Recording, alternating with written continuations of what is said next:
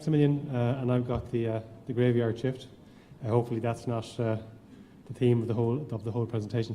So my name is Kevin Hanrahan. I'm an economist with Teagasc. I'm the head of the Rural Economy Programme based in Athenry. And this work, and it's not in the I didn't write a paper for the conference primarily because what I would have written 3 weeks ago is a little bit out of date by now, or was possibly going to be out of date. So apologies for that. Keep an eye on the Teagasc website where there's a Brexit section, so anything that we do write will be up there as soon as it can be. This is the work that I've been doing with my colleagues Trevor Donnell and Fiona Thorne. So a little bit about the story so far. Okay, most of this is going to be very familiar. Cast your mind back to June of last year, the referendum outcome that most of us didn't expect. Theresa May replaces David Cameron, says Brexit means Brexit. Michel Barnier was appointed as the EU's negotiator. Commission sets up what it calls Task Force 50. Theresa May makes a speech at long last in January setting out her government's position, basically rules out staying in the customs union and staying in the single market. Signals that she's going to trigger Article 50, that gets triggered at the end of March of this year. Fast forward to May of this year, and the Commission, or the European Council, which is Enda Kenny and is equivalent from across the European Union, agree a two-phase approach as the negotiating mandate for Michel Barnier. He had agreement on citizens' rights, the financial settlement and the Island of Ireland issues, the Good Friday Agreement, the so-called divorce, and if only you get that, or you get sufficient progress on that, do you then go on to talk about the future relationship between the UK and the European Union. And since then, there's been monthly rounds of negotiations. Theresa May made a speech in Florence that was designed to put some extra dynamics into the process, but after the round last week, Michel Barnier says, nous sommes dans une impasse. We are in a deadlock, primarily over the financial issues, over the UK's unwillingness to, as the EU 27 sees it, put enough money on the table, and the other issues within the divorce proceedings in terms of citizens' rights and the Island of Ireland issues remain to be fully resolved as well. So almost certainly at this week's council meeting, the judgment will be that there's not sufficient progress yet to move to the next stage. And last night's meeting between Juncker and Theresa May perhaps suggests that there might be some hope for moving on to the second stage in December. But as Michel Barnier said last week, the clock is ticking. That's why I've got an alarm clock in each of these slides. The Article 50 timeline will expire unless there's agreement by the other EU 27 member states in March of 2019. Okay, in terms of getting any agreement that they reached in terms of ratification by the European Parliament, by member state parliaments across the European Union, we need to get that agreement written down on paper by spring of next year.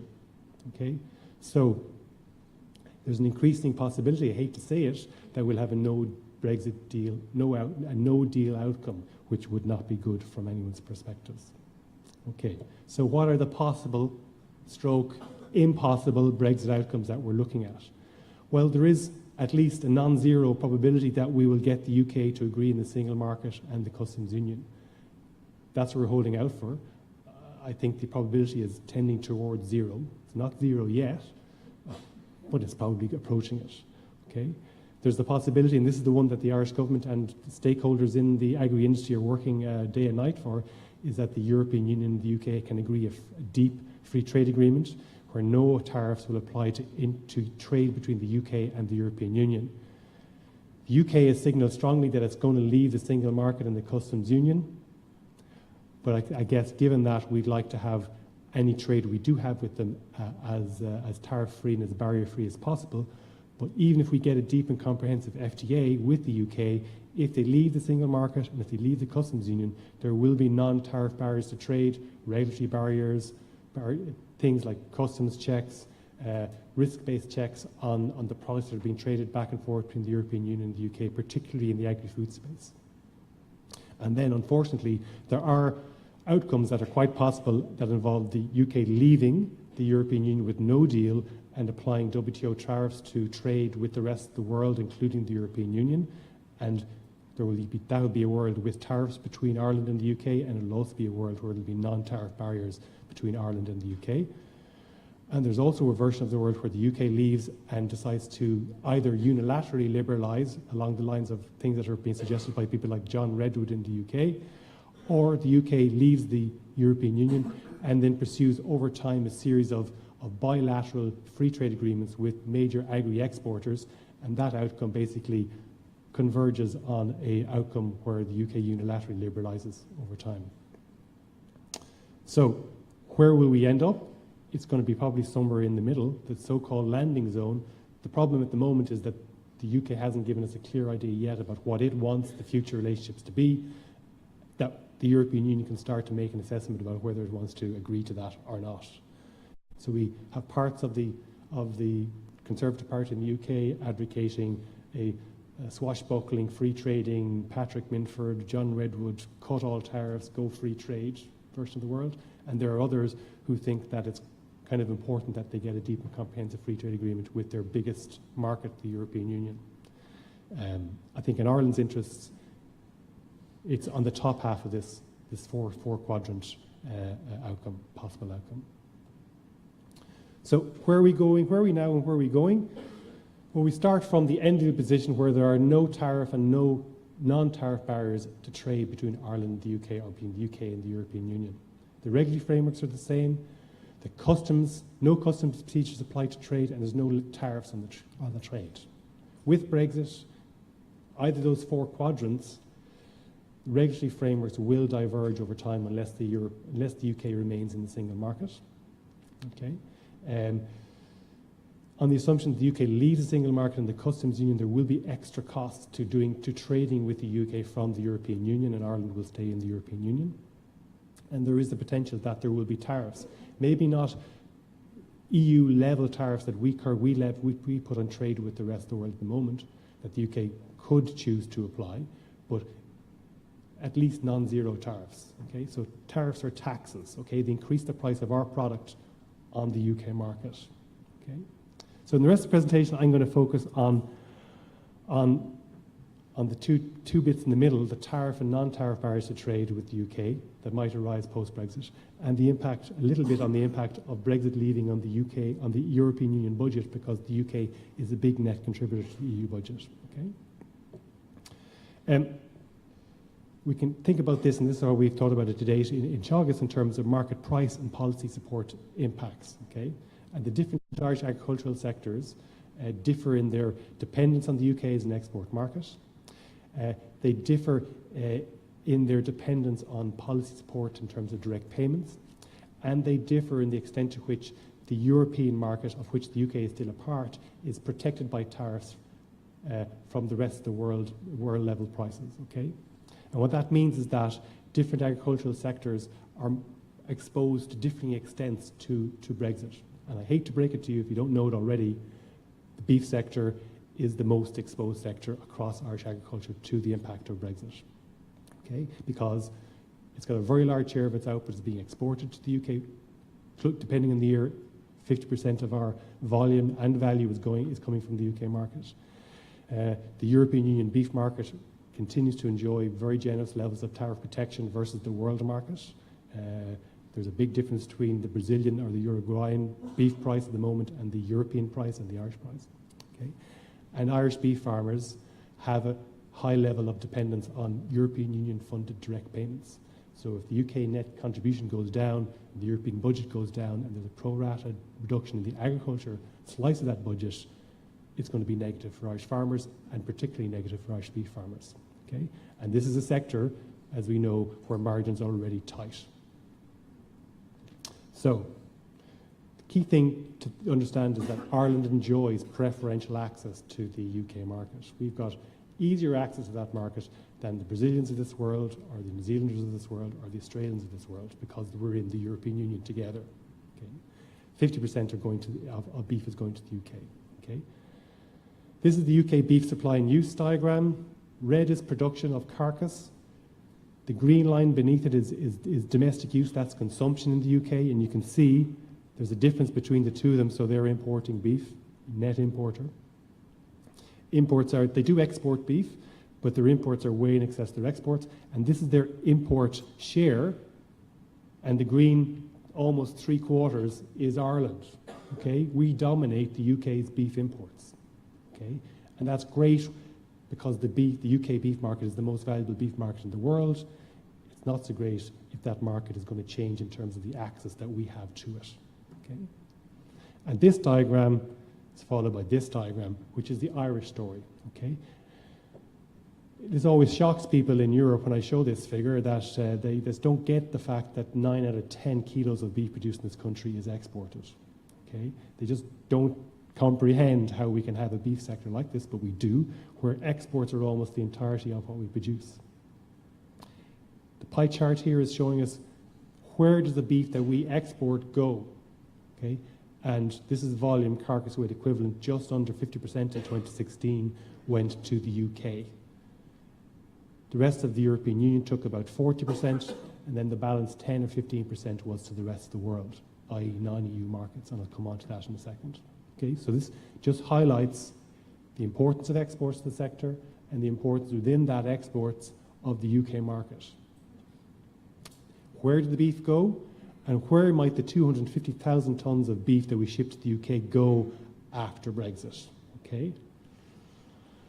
And the unfortunate message is it's hard within the European Union to see where that 250,000 tonnes of beef are going to go.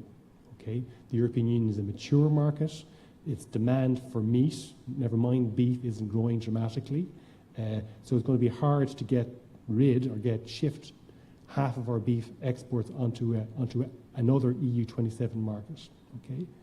You might imagine that this slice here, which is the rest of the world, might be a place where we can shift that. But most of that product at the moment that we're shipping, this is 2016 data, are offals to East Asia, to Hong Kong, China, Vietnam. Quite a bit of product going to West African countries, but very little chilled boneless beef cuts, which dominate our trade with the UK, are going to those type of markets. That's not to say that they couldn't go to those markets, or some of that meat couldn't go to those markets, but it's going to take an awful lot of work by industry and by government to develop those markets that will to be high value enough to make it profitable for you as farmers to produce those cattle and for the meat industry to process those animals and to sell meat into these markets. Okay? Most of the beef going to the UK is boneless beef, and European Union markets in aggregate are dominated by that boneless beef trade. Okay, so what could happen in some versions of the world post-Brexit? Okay, so the European Union is a member, all the European member states are members of the WTO. The UK is one of those. The UK doesn't have a schedule of tariffs at the European Union, so when it leaves, it will inherit the UK bindings, and bindings is jargon for the maximum tariffs that they can impose on trade with other WTO members, and that other WTO member set would include the European Union once the UK leaves. The UK can choose to apply a lower tariff. The binding is the maximum tariff it could apply. Okay, so just remember that these are the maximum levels. Beef tariffs in the European Union's tariff schedule are a mix of an ad valorem or a VAT rate type tariff, a percentage, and a specific amount of euros per 100 kilogram. And there's different tariff levels for different types of beef trade flows. Okay, our trade of the UK and our trade of the European Union is dominated by 0201 3000 fresh or chilled bovine meat that's boneless, that's been deboned. Okay, so 600 million euros worth of imports by the UK from Ireland in 2016, 93,000 tonnes imported in carcass weight equivalent, average value per tonne, or per 100 kilograms rather, of 643 euros. Okay, this is different to your R3 price because there's processing value that's going on here that the ABPs of this world are doing. Okay, the tariff for fresh chilled boneless beef is 12.8%, so almost 13%, plus 303 euros 40 cents per 100 kilograms. And when you express that on a percentage based on the 2016 values, that's a tax rate, this is a tax, of almost 60%. So if the price of our product going into the UK post-Brexit goes up by 60%, what do you think is going to happen to the demand for our product in the UK market? It's going to go down. It's going to go down to zero, most likely, unless the product is got a specific characteristics that people are going to pay way over the odds for, as compared to either a British product or a product from another WTO member. Okay, and this is just a graph of all the different types of beef trade flows and the taxes that would apply based on 2016 unit values of the trade. Okay. Averages, when you weighted by trade, at 71%, so just over the tariff rate for fresh or chilled boneless beef.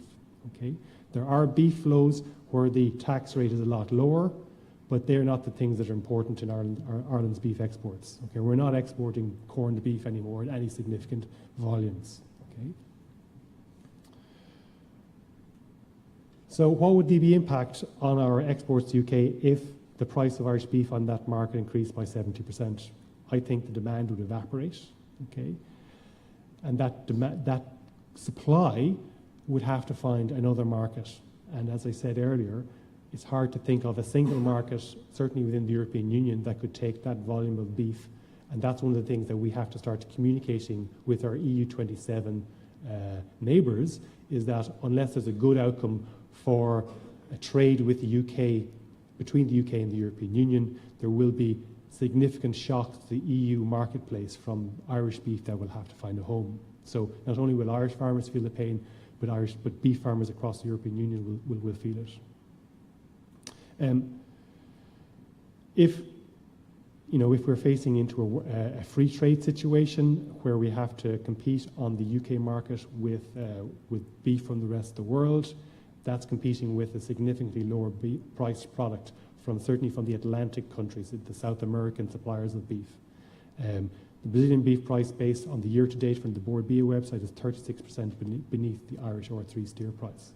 Okay, so even if there's no tariffs in the trade between Ireland and the UK, because the UK is a WTO member, it's got to treat all other WTO members in the same way. So if it offers us tariff-free access to the UK market, it's got to offer that tariff-free access to Brazil, Uruguay, Argentina, Australia, New Zealand, Canada, all the big exporters of beef onto the world market. So while it might seem great, we've lost that preferential market access that we enjoy at the moment, okay?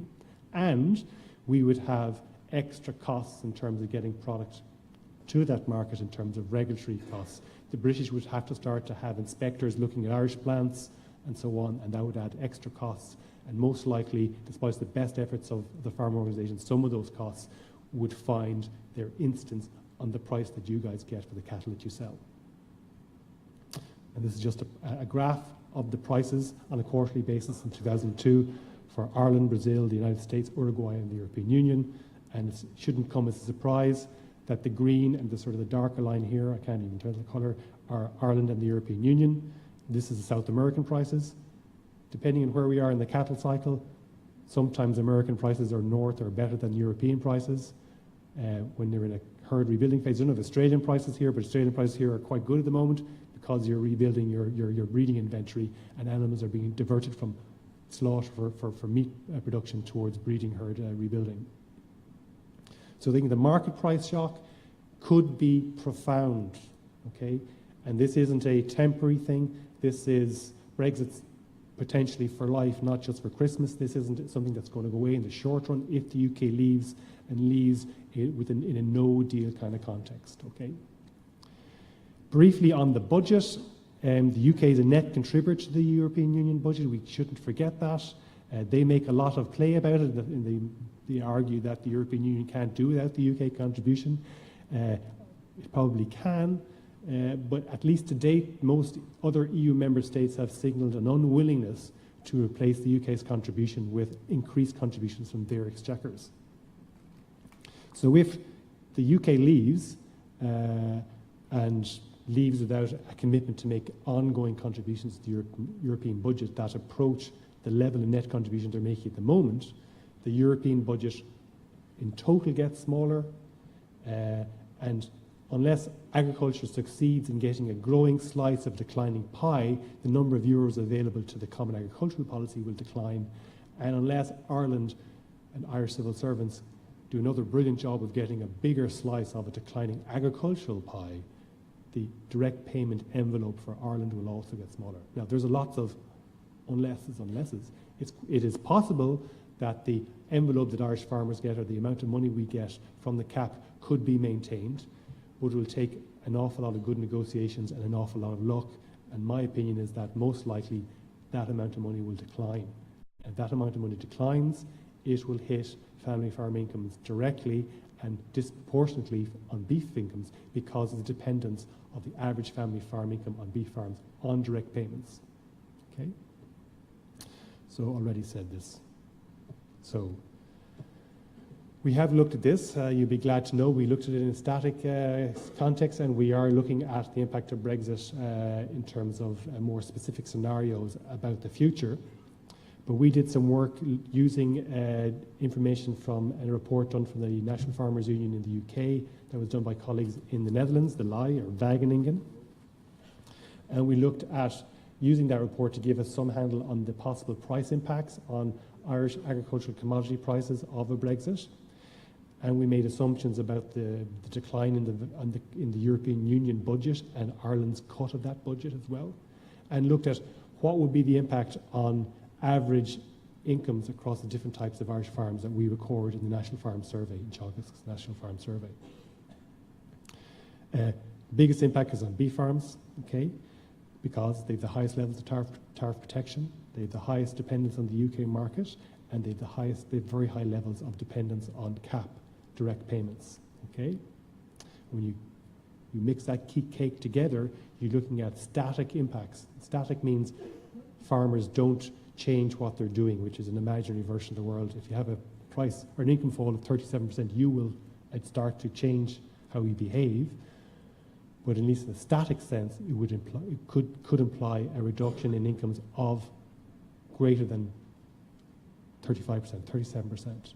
Okay, and that's with an assumption of a 10% reduction in cattle prices, and that's a conservative assumption about the impact on Irish prices of Brexit. Okay, the price impact could be worse. If the price impact was worse, the income impact would be worse as well. Okay, but of course, farmers, you guys won't stand still. I certainly hope you won't if you're looking at these type of income shocks, and work that we're doing at the moment is trying to get a handle on what would be the supply response of those type of shocks in terms of prices and incomes. And just keep an eye on the Teagasc website for that work. It'll probably won't be coming out until next year. Translate that into euros. The biggest absolute impact in terms of euros lost occurs in dairy farms, but who cares about dairy farmers, okay, in this room at least. The shocks on the average beef farm income are smaller in euros, but much, much larger in terms of a percentage impact.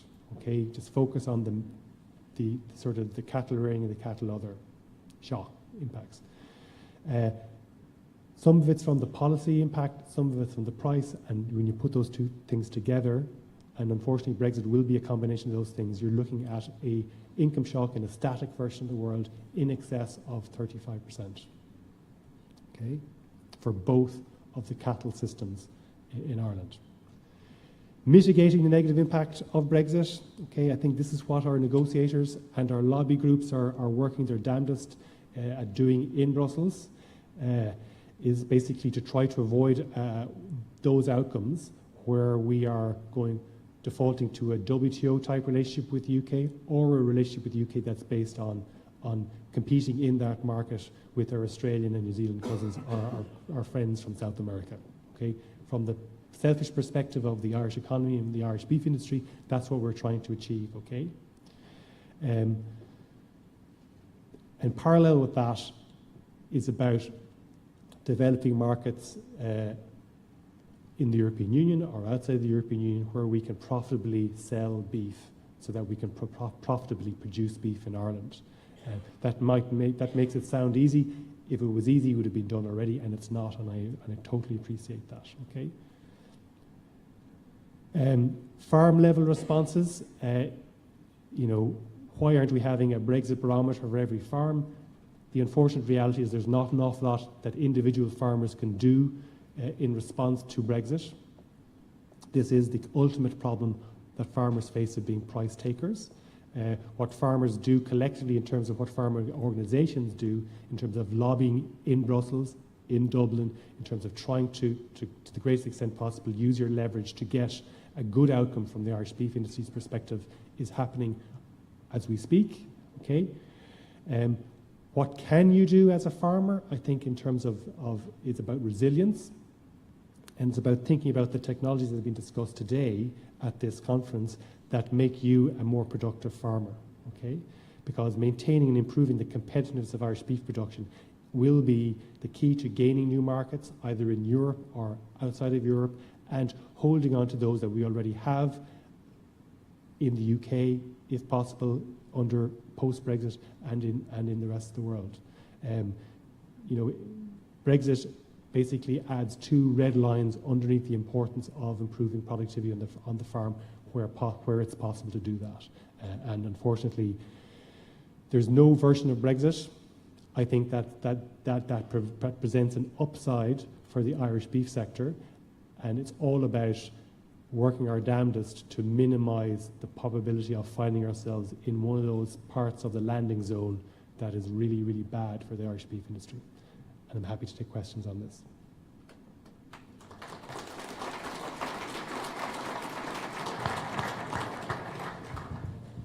Okay, thanks very much, Kevin. Okay, folks, has anyone any questions on Kevin's paper there? There's a question there in the middle, Paul. Just this gentleman here.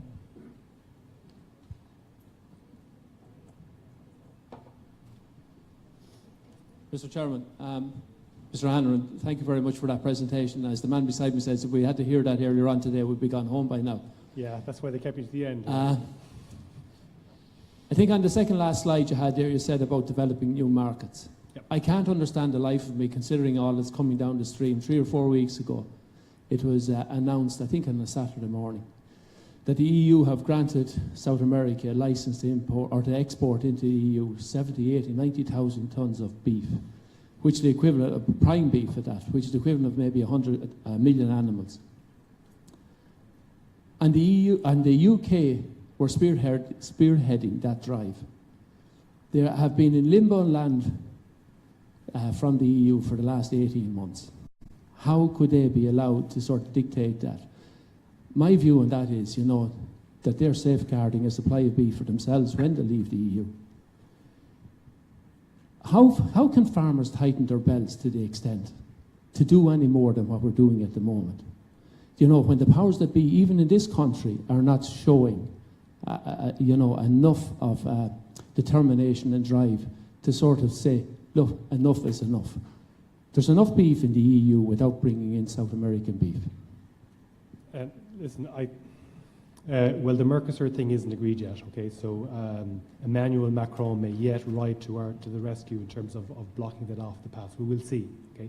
I think, so to my friends in the Department of Agriculture, I'm not. This isn't official. This isn't official policy, but I think that, unfortunately, from your perspective, is that there's more in the game than just beef, okay?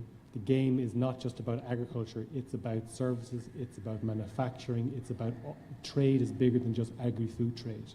And at some point, somebody is making an assessment that, the pain felt by the beef farmers across Europe from an extra 70 or 80,000 tonnes of a quota for Brazilian or Mercosur beef coming into the European Union is a price worth paying. This isn't what I think necessarily. Price worth paying for extra exports of goods and services to those markets from the European Union of things other than beef, things like cars, things like intellectual property services that people other than you are producing.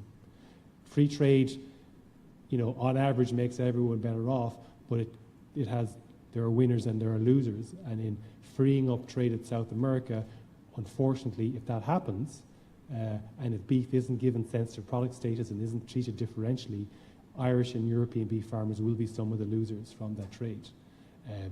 There are winners, and we can't lose sight of can't forget that there are, and can't forget that that's why some of these outcomes happen. That we think are just crazy from the perspective of the Irish beef industry. Trade is about more than just agri-food. Okay, folks, there's a question over to the right, Paul. Well, it's just to kind of add to your point there. I think sometimes we can become blinded by the nature of what we're involved in. But, even if Britain does leave the EU, Mrs. Merkel is not going to look at the sales of BMWs, Audis, and Merck's going down through the floor, nor will Mr. Macron look at the sales of Renaults and Peugeots into the UK market disappear. You know, they will not look at the UK fill up with Japanese, Asian and Ford cars. They will conclude the trade agreements that they need to keep, in the Germans' case, the automobile industry, which is their biggest industry, afloat, which is similarly why they will do with the South Americans what they need to sell their cars into those markets. So, you know, we need to be a bit clever. And, you know, it's all very fine to put the Titanic sticker on the UK heading towards the North Pole. But, you know, maybe we should ask, is there a Titanic sticker to stick on the EU? It has major economic problems. It has major social problems.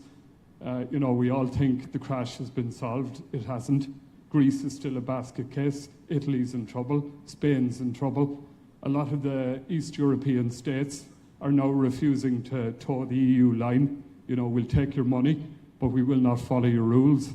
And I think we need to start looking at the picture in its entirety. I agree with you, and this is one of the reasons why I think we're in an impasse, because the European Union has got a lot bigger things to worry about than Brexit, to be quite frank. And we are worried about it more than anybody else in the European Union, because it's way more important to us. But it's not way more important than the migrant crisis, than the crisis in the Eurozone, than the crisis in Greece, than all the crises that the European Union faces, and that it has to confront, and it's been prevented from concentrating on because of the fact that Brexit is complicating things.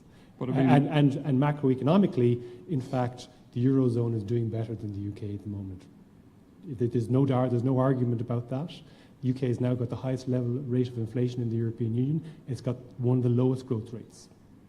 Okay, so it isn't working, but it is, you know, I agree. I'm not trying to be flippant in terms of the front slide, but the UK has chosen to leave. The UK is choosing to leave, and the UK in that choice has displayed basically couldn't care less attitude about the rest of the European Union, including us. But you see, I think we're making a fundamental error. You don't assemble the greatest empire that the world has ever known by being a race of stupid people. And there's a flippant attitude of the EU that the Brits are, you know, idiots for making the choice they've made. The people have made it, the British people, and their parliament have reinforced that decision. So we need to respect it, and we need to be a bit clever in our dealings with them going forward. I mean, what we don't want to see is a repeat of De Valera's economic war, where you pay a bounty on dead calf skins in Ireland because there's no market for those animals. We need to be very careful. Thankfully, we've moved on from that. We now export 4 out of 10 of our euros worth of agri-food stuffs to the UK, as opposed to 95% in the year of the economic war. So the European Union has allowed us to diversify away from the UK market, but because it's our nearest neighbour, ties of culture and history, it's obviously important, okay?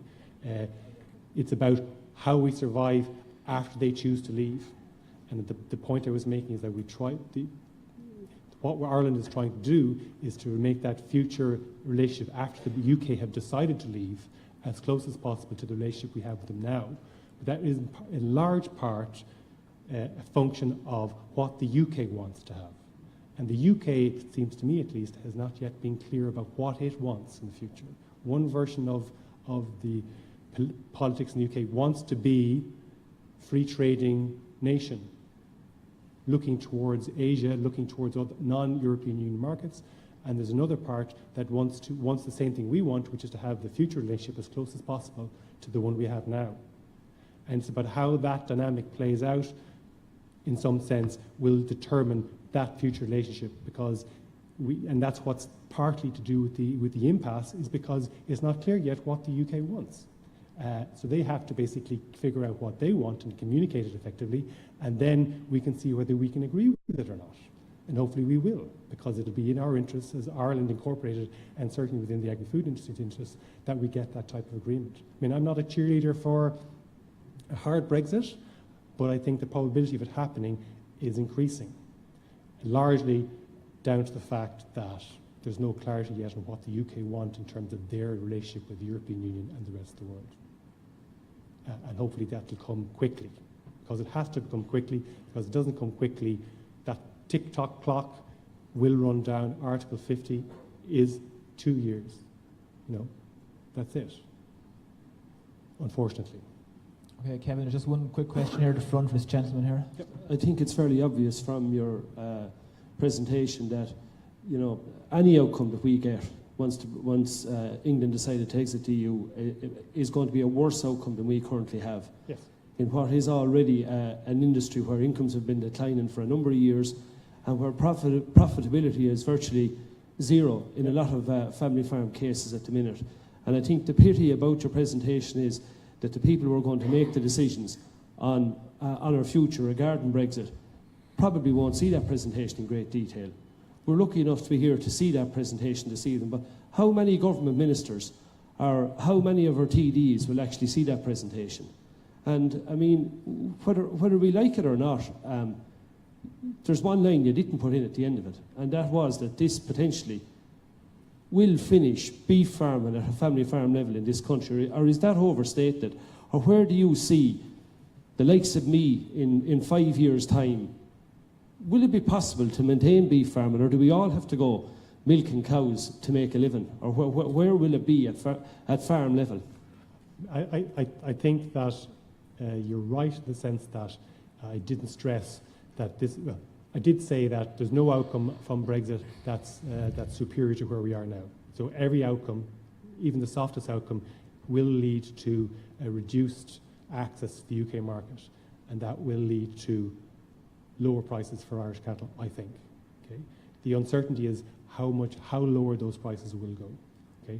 And given that, as we all know, average family farm incomes are basically less than the average direct payment receipt on the farms from the Teagasc National Farm Survey.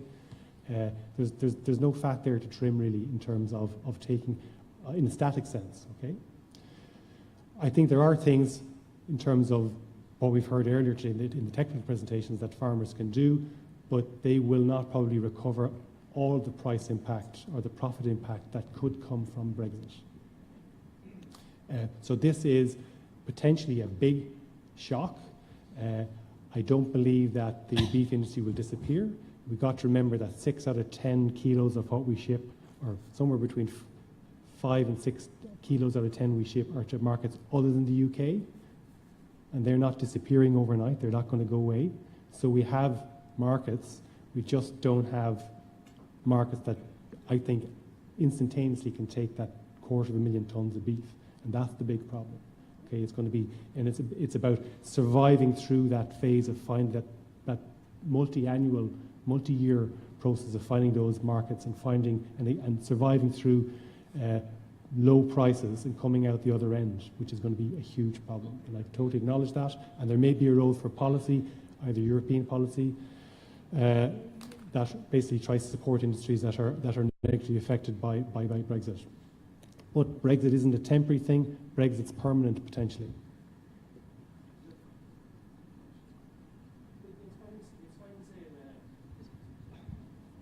Sorry, it's fine saying, we find new markets.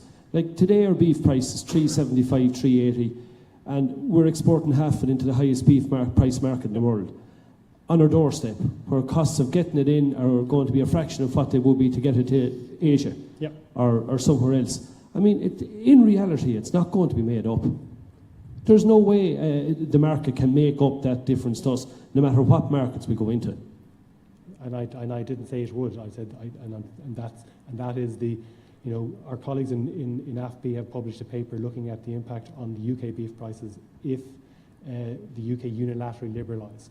I opened up their market to everybody, and they were looking at beef price declines of 45%. So, if we had to take a 45% lower price on the beef that we ship to the UK at the moment, that would reduce our average price by less than 45%, but it would still be a massive shock.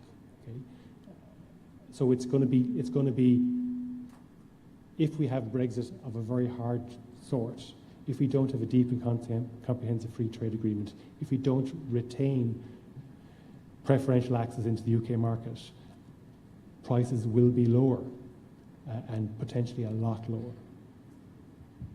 I can now see why I was at in the graveyard shift in the conference.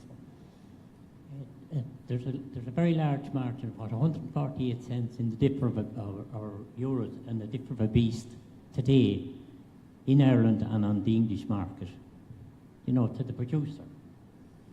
And why should that exist at this time? It's just an indicator as to what's going to happen in the future with all the negativity that this Brexit talks and system is going to impose on Irish people.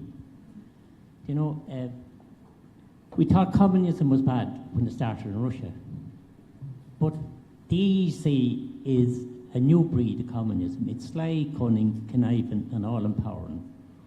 And it's prophesied by Colm Kill that Rome would rule twice in the history of the world. And that's a known fact. That's one of Colm Kill's prophecies. And like, we're being brought into a situation where what did the communists do? They took the family farm, unionised everything. They went down through Europe, but it was all failing behind them. And brains that might be went to Rome, formed the Roman Treaty, and signs on it. We're in the situation we are today. You could argue that if we didn't join, where would we be? But we are in the situation that we're in today, and the salvation of it is all of intent. The family farm, the family business, all associated with the family, including the new legislation that's coming up, has to be inflicted on Ireland to have the desired effect. The money of the world is available to buy up the land in Ireland. And all they want, as Cromwell wanted, was the heller to Connacht, to get rid of you. And that's no reflection on Connacht people. The best people are in Connacht still. I'm from Connacht, so I'll take that as a what I said is that... We'll take that as a comment, maybe, as opposed to a question. I mean, listen, I think all the economic and the historical evidence would suggest that the European Union has been brilliant for Ireland, okay? Unfortunately, part of that brilliance was because we were in it with our nearest neighbour, and they've decided to up sticks and leave. So I fundamentally disagree with your thesis, and I'll leave it as that. Kevin, there's a strong interest in this on the online platforms and Sure. Facebook. I'll just ask two quick questions Sure. in terms of that. I suppose the question to follow on from that gentleman's point, can you give maybe some outlook in terms of prices for the next year, of what we're going to expect, or maybe what's happening on a world front, you know? I think our outlook for cattle prices is not dramatic, is not to decline, but that's because we still are in the European Union. But things like exchange rates are very important, and during the press conference with Barnier and David Davis, the pound sterling went down by about a cent. Okay? And that affects the prices you get in the factory. Okay, so that matters. Okay, so I think the outlook is not overly pessimistic, but if you're looking into the medium term and you're looking into a world where the UK has left, okay, I'm afraid the outlook is negative for Irish cattle prices. And US supply is increasing on that front and that side. Pardon me? And the US cattle cycle will turn, as will the Australian one, and there'll be excess supplies in the world market. Yeah, I suppose one final question here. So apart from beef, what is the value of other agricultural exports from Ireland into the UK? So the UK takes half of our exports by volume and value for beef, and it's about 42% of all agri-food products. And our dependence on the UK market varies from 100% in the case of mushrooms and timber, almost, to a lower percentage on average for dairy products, but depending on the dairy product can be higher. We all know the cheddar cheese example. So it varies, but on average, across the agri-food trade flows, the UK takes just over 40% of our exports by value. So it's not unique to beef. The unfortunate reality is that the beef sector is one of the most exposed. So thanks very much, Kevin.